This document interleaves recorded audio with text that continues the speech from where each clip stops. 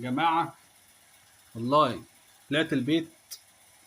بصوا لقيت كل حاجة الحمد لله. مش تعرفوا بس الواحد ب قد ايه 300 جنيه والله. 300 جنيه الواحد قد ايه مسيطر في والله ب بيته. 300 جنيه. كل حاجة اتقلبت. بص اهو، بص كل حاجة اتعملت رجعت تاني زي ما هي. والله ب 300 جنيه. 300 جنيه والله العظيم عشان تعرف تطلع يا كريم الساعة 3:30 اهو الصبح دافع 300 جنيه. بمزاج على فكرة. بمزاجك؟ والله بمزاجي. بمزاجك. بص عرقان يا عيني. لا انا كنت قاعد تحت بس في الهوا. الجو حر انت عارف.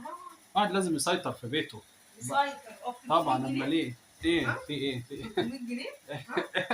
300 جنيه يا جماعه طبعا بتهزر 300 معايا. جنيه ده انا رقصت بحالك بس كده. قوم حضري لي اكل يلا، عايز اكل. صوتك ما يعلاش. عايز اكل بقول لك. صوتك ما يعلاش. مفيش اكل. ايه؟ مفيش اكل. راح عند امي. ايوه تعمل لي احلى اكل. ايوه ماشي. امال ايه؟ شافت اللي انت عملته في الشقه ده؟ عايز اقول لكم لازم تكون مسيطر في بيتك.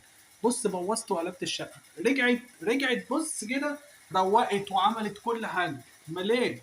بس بعد انت ما دفعت. دفعت ايه؟ 300 جنيه. 300 جنيه؟ والله العظيم 300 جنيه. مفيش الكلام ده يا ماما.